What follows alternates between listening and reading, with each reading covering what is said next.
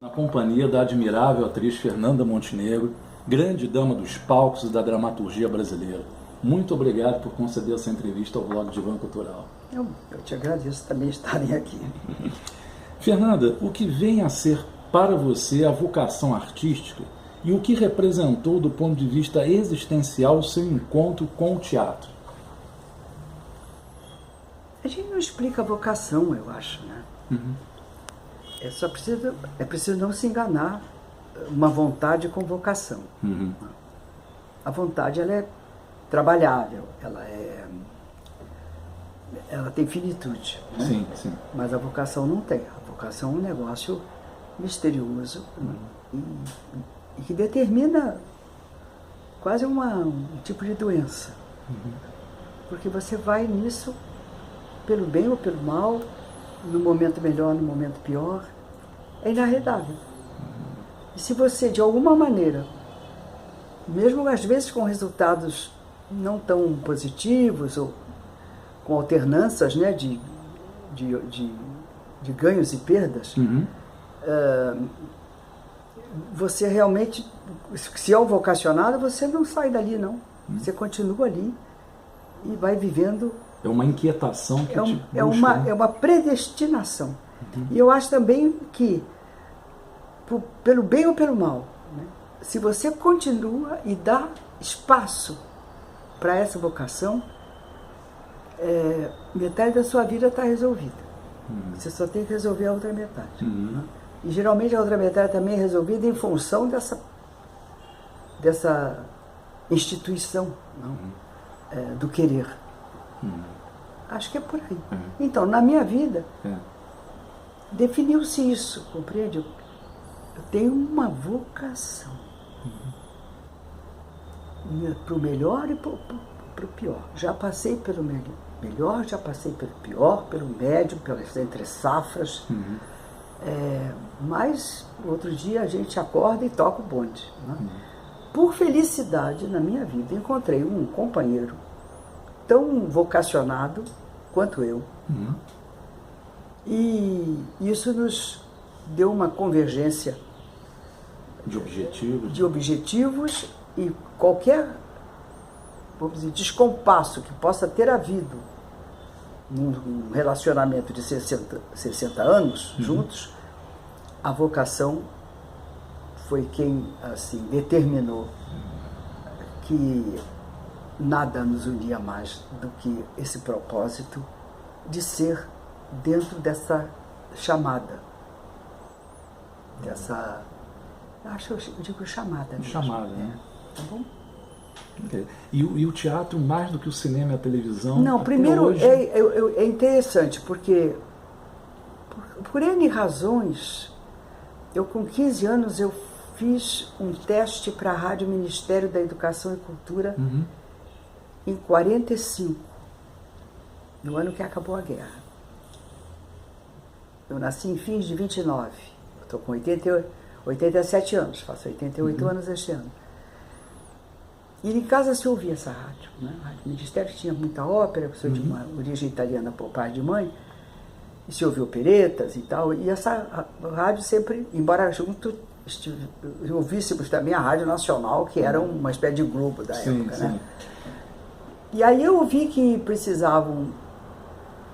estavam lançando vamos dizer, um conjunto de ensinos para futuros grupos de radialistas. Uhum. Então eu fui à rádio, fiz um teste, passei em Poeminha. Sim. E passei a funcionar na rádio, onde eu fiquei 10 anos. Uhum. Como radiatriz, locutora, depois como redatora. Eu tive um programa longo sobre literatura, adaptação de contos e romances, enfim, uma coisa bonita na minha vida, que também me ajudou muito a me entrosar com, até por incrível que pareça, com a dramaturgia dessa literatura, né? E aí lá dentro também houve contato com gente de teatro. Então 5 anos depois, em 1950, eu estreiei no teatro num grupo semi-amador, que durou 8 dias, porque não foi sucesso, era véspera de Natal, imagina. Mas a TV tinha começado no Rio, talvez um mês antes, logo depois de São Paulo. O Chateaubriand abriu também no Rio de Janeiro, que era a capital da República, a TV Tupi. E eu fui bem nesse papelzinho que eu fiz, nessa estreia teatral. Sim, sim. E fiz o esquete, e depois no segundo convite eu já fiz contratada. E eu fiz um contrato já com eles, sei lá, assim, de 2 anos. E assim como na rádio, foram 10 anos de aula de português, de prosódia, um apanhado, claro, não profundo, de logopedia. Tínhamos história, professores de história, quando a coisa caía na própria adaptação de romances, ou mesmo da parte musical. Era um centro muito de um acesso cultural muito forte. Uma efervescência. Tinha uma discoteca única no país e tinha uma boa biblioteca também. E toda a equipe da rádio nessa época era de gente de primeira ordem, quer no jornalismo, quer no ensino, quer na literatura, compreende? Então, aí quando também, você vê como é o destino. Quando eu fui para a TV Tupi, em 50, eu fui para fazer parte, como contratada, de uma retrospectiva do Teatro Universal e uma retrospectiva do Teatro Nacional. Então, na retrospectiva do Teatro Universal, me coube a Antígona. E eu fui, como autodidata que eu sou, fui para a livraria Freitas Bastos, que era ali no Largo da Gaiola, de saudosa memória, e busquei o que tinha ali sobre teatro grego. Né? E tinha em português nada, tinha em espanhol e em francês. Então essas primeiras introduções assim de uma vivência teatral, foi a televisão que me deu. E como fomos seguindo, aí fizemos Plauto, depois Autos da Idade Média, e viemos vindo até Pirandello. E do lado brasileiro, nós começamos com os poemas do Anchieta, os primeiros autos dos jesuítas, presídios, olha bem. E terminamos acho que com Silveira Sampaio. Silveira Sampaio. Acho que não chegamos a Nelson Rodrigues, não. O elenco era gente do Teatro do Estudante, né, do Pascoal, era gente, atores da Cinelândia, os comediantes da Cinelândia. Foram 2 anos, depois eu já fui para o teatro,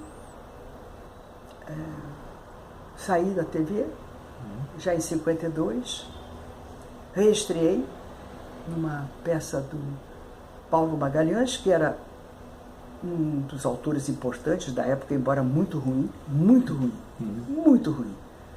Mas a peça foi muito bem e a companhia foi feita porque o produtor era um político da época, né? Que amava o teatro e viu João Vilarenz, o grande ator português, lá em Lisboa, e quis trazer o espetáculo dele, que era estar lá fora o inspetor do Priestley. Mas na época tinha uma lei que era respeitada, do R. Magalhães Júnior, que nenhum grupo podia estrear com peça estrangeira. A peça estrangeira só poderia vir depois de uma peça nacional. Isso também durou pouco tempo. Então, fizemos antes a peça do Paulo Magalhães, né? Que era a mocinha, era a heroína. Então, de repente, eu me vi, né, já estrelando. Por sorte do destino, dos deuses. Foi muito sucesso. Eu acho que não devia ser um espetáculo bom. porque foi dirigido pelo próprio autor, que eu considero um imbecil. Mas fez muito sucesso. Aí o segundo espetáculo, então, foi o João Vilaré, com a dona Lucília Pérez, que foi uma grande atriz, já com, sei lá que idade, já devia estar beirando 80 anos. Foi a grande criadora da Dama das Camélias nos anos 10, nos anos 20. Foi o grande romance do Leopoldo Frois, que foi um grande ator também desse período. E foi assim. Aí já tinha, em 50, a peça que durou 8 dias, eu me aproximei, Fernando, de mim, muito. Né? Nos casamos em 53. E aí a vida veio para o teatro. E a televisão. E a televisão. Na verdade, eu sou uma atriz, se eu posso ter algum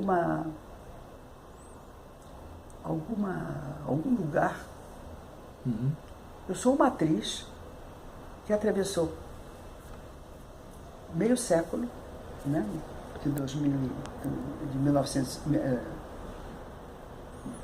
de 50 anos, são 50 anos, compreendendo rádio, TV e absolutamente o teatro, porque em tudo que aconteceu no rádio ou na TV sempre foi dramaturgia.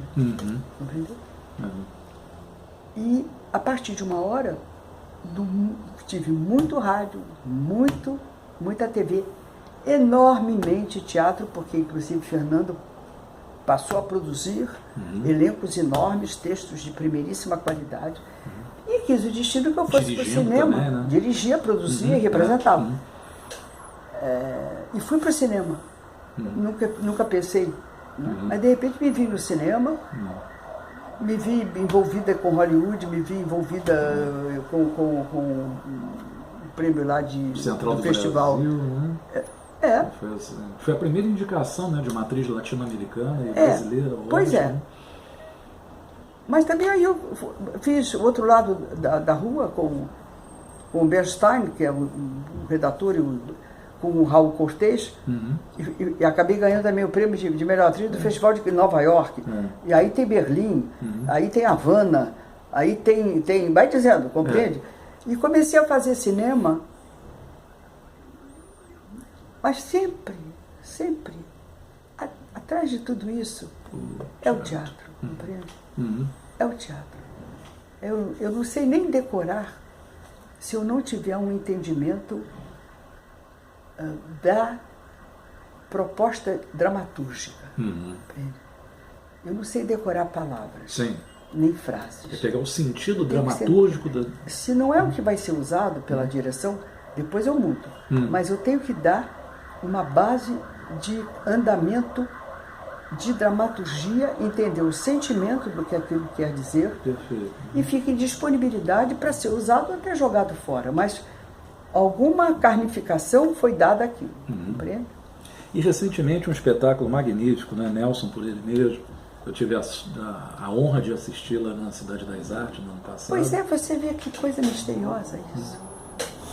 Nós tivemos uma ligação com o Nelson de praticamente 10 anos, né?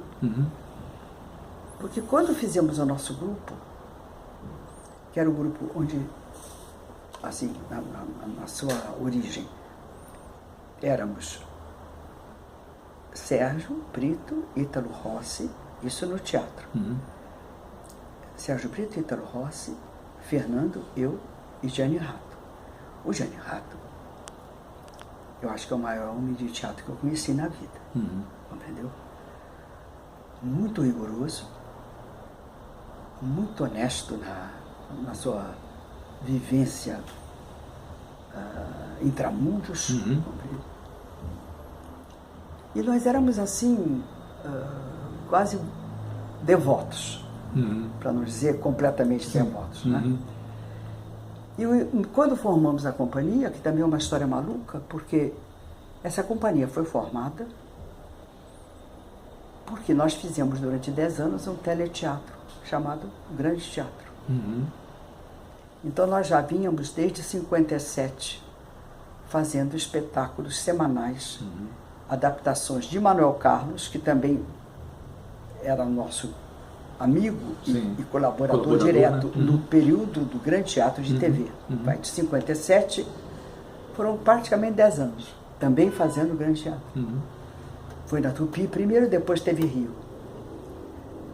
E 3 anos depois, né, uma grande proposta de dramaturgia a cada semana, da qual fazia também parte profundamente presente e igualmente qualificada e responsável, Natália Timberg e Flávio Rangel durante um tempo. Como Natália também durante um tempo. Depois nós viemos para o Rio, eles ficaram em São Paulo. Mas no nascedouro do Grande Teatro, de 57, num período que ainda estávamos em São Paulo, embora muitos de nós fôssemos cariocas, quando em 59 resolvemos fazer o nosso grupo, aí já sem Natália e sem Flávio Rangel, porque eles tinham optado por outra zona, a TV Tupi permitiu que a gente tivesse um momento durante a segunda-feira, que era quando apresentava o nosso programa, e nós convidássemos o nosso público, o público do programa, que houvesse uma ajuda do ponto de vista também cultural e econômico, com uma assinatura para 4 espetáculos desse grupo que eles vinham assistindo e que agora realmente íamos ser grupo de teatro. Fizemos o convite, a TV, que era ainda pioneira, né? Não tinha estrutura tão industrializada como hoje, permitiu que se convidasse o público na rua tal, número tal, para fazer as assinaturas. E levantamos um capital pelo reconhecimento do grupo trabalhando em teatro na TV. E foi assim que o nosso grupo nasceu. Então, daí veio o Nelson, Estrutura para Contar, que veio o Nelson, que já era, ou ainda era, tido como o anjo pornográfico, um autor assim, incômodo, mas perto da desqualificação. Imagina isso. Né? Porque Nelson explodiu com o Vestido de Noiva, em 43. Depois ele mesmo achou que o sucesso é a ruína do artista. Então ele foi para uma dramaturgia que, na verdade, é a dramaturgia que representa, mais do que qualquer outro autor, o que nós somos como gente e como cultura brasileira, teatral e também humana. O Nelson, ele clarificou no teatro o discurso do inconsciente. Freud, quando veio, exatamente isso, também causou exatamente isso, imenso, exatamente isso. Porque nós temos alguns, como Oswald de Andrade, mas o Oswald de Andrade não vai nessa dimensão, eu acho que é... do desejo, né, como o Nelson... Entra muito o político e o social, né? Dentro também de um humor de escrita extraordinária.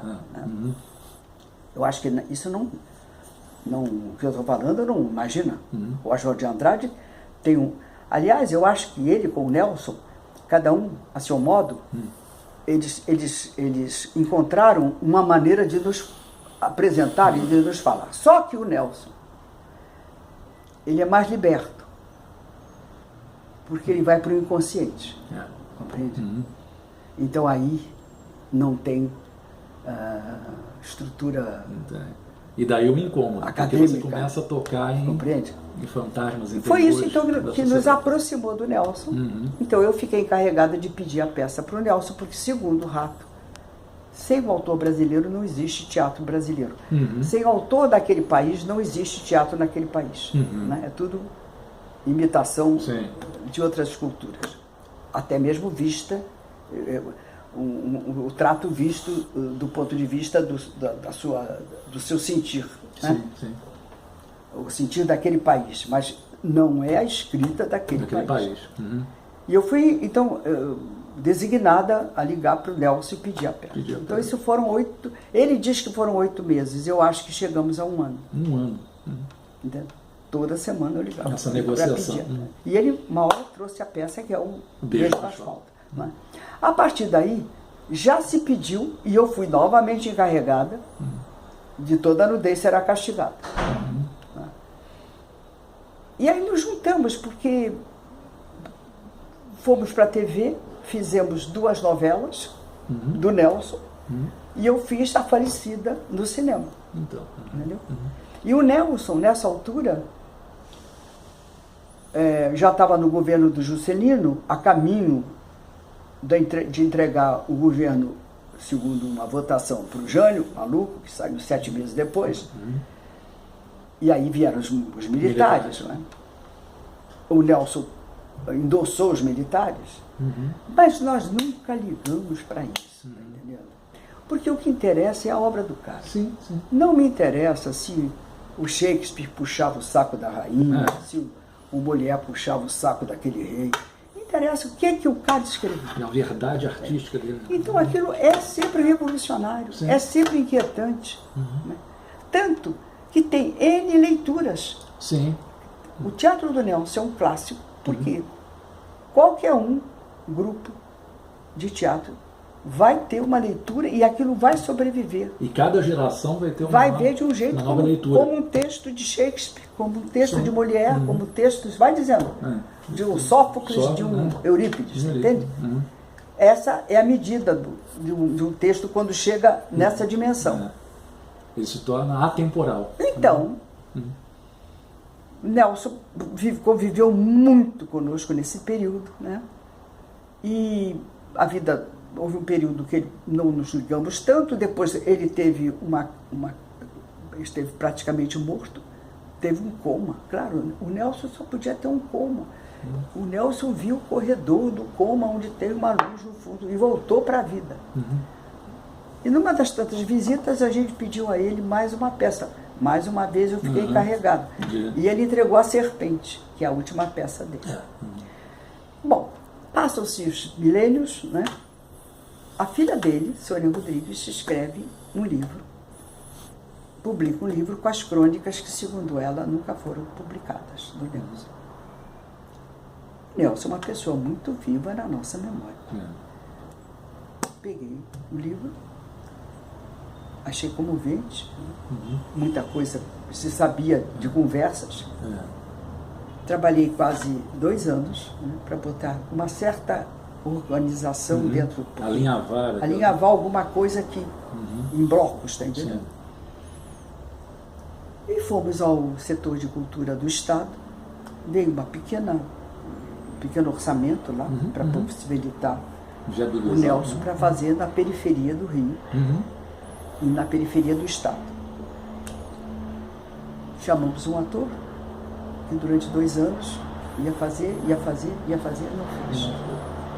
Aí chamamos um outro ator, que também ia fazer, mas tinha novela, tinha outra peça já repetida.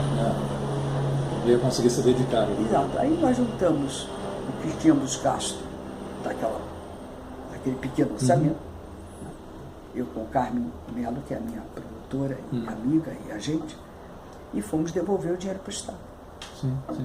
Então a secretaria lá disse, pelo amor de Deus, não devolva, porque vai ter que abrir novamente a contabilidade, isso vai levar uns 3 anos. Acho que é essa a conversa. Vocês, de alguma maneira, façam isso. Porque é importante, mas não... Porque vai ser muito, muito complicado devolver dinheiro para o erário público, compreende? Para novamente introduzir. Aí eu disse, eu vou ler. Seja o que Deus quiser. E comecei a ler, e muito receosa, né, de ser uma coisa chata, uma coisa assim, sem razão de ser, né? Porque uma coisa é você botar um ator, se dizendo ele, com música, com tudo, né? E fizemos o subúrbio do Rio, ninguém foi embora,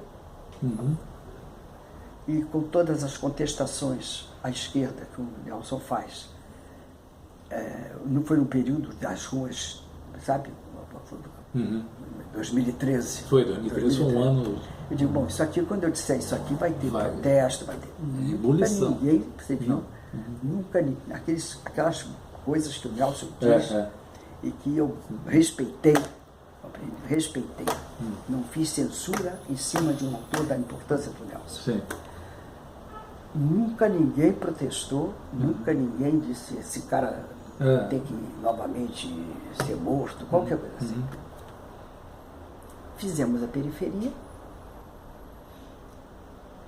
Aí já estive em Manaus, já estive no interior de São Paulo. E só parei porque no Rio foi um fiz sucesso 2 filmes. maravilhoso. Né? Foi. Você estava lá, não? Estava lá, inesquecível. Aquilo é uma coisa. E fui para o Festival de Curitiba, 2.000 e tantas pessoas dentro do Guairão. Eu entrei e digo, Jesus, que vai ser de mim aqui, compreende? Sim. Com aquele bloquinho de leitura, não. Mas a mesma coisa, quando acabou, foi um aplauso maluco em cima, não em mim, para cima do que aquele cara tem a coragem de dizer, concordando com ele ou não, compreendeu? Do texto e da maneira como você passou, né? Mas não tem maneira, aliás, nem tem maneira, desculpe, não estou te contestando, mas não interpretei nada. Sim. Sujeito, verbo, predicado. Sujeito, verbo, predicado. Né? É o autor numa leitura, sei lá, diz aí. Mas com aquela pontuação o Lacan é que falava muito isso, né? O importante não é o que você diz, mas a pontuação com que você diz. E você tem essa característica de, na sua pontuação como atriz, comover, trazer essa história do Nelson muito perto desse público. Mas você tem que vir pela dramaturgia do que está fazendo. Quando ele diz, sei lá, e ela se dilacerava de felicidade, compreende? A mãe, naquela miséria toda com a qual desvivia, quando tocava o Conde de Luxemburgo no vizinho, né? A mãe dançava dilacerada de felicidade. Ele tem frases, sabe? Aprendi a ser o máximo possível de mim mesmo. Isso é uma frase maravilhosa, gente. Compreende? Digna assim de um Shakespeare. É o verdadeiro exercício da liberdade, né? Você ser o não, máximo e ele você se mesmo. diz, né? Sofreu o cão, foi perseguido, tragédias familiares, tragédia com uma filha que ele tem, compreende? Mas aguentou.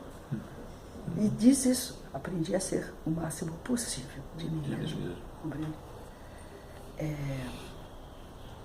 Então, agora nessas leituras, eu parei porque fiz 2 filmes.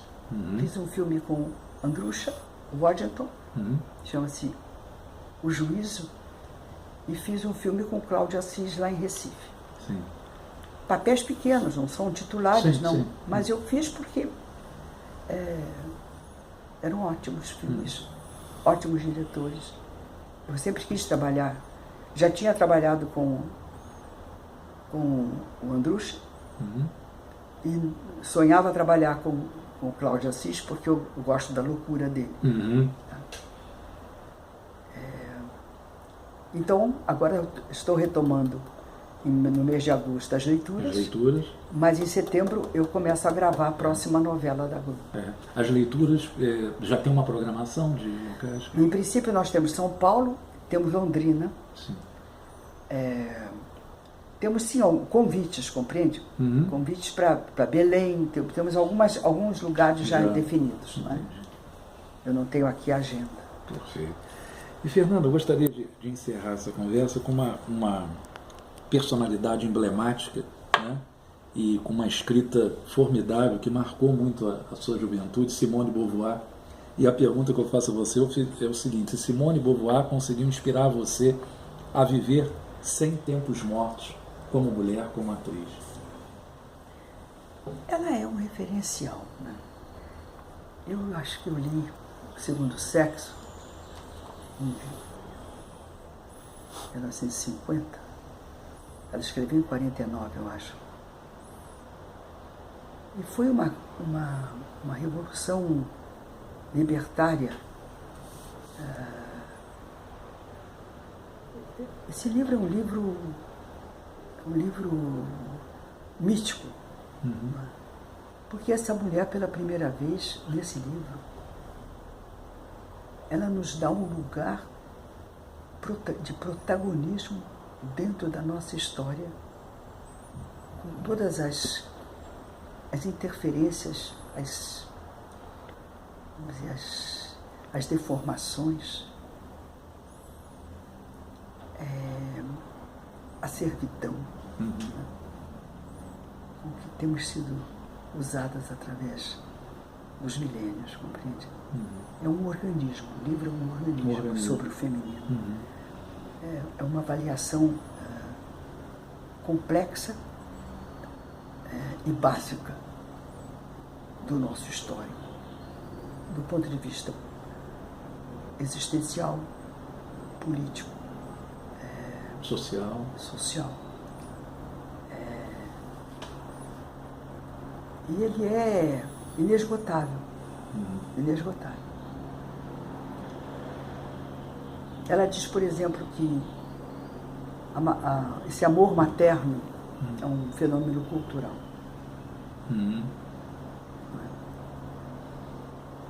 Mas lá adiante, na autobiografia, ela disse: se ao menos eu tivesse tido um filho. Entendeu? Sim. E também, retomando agora a parte da autobiografia dela,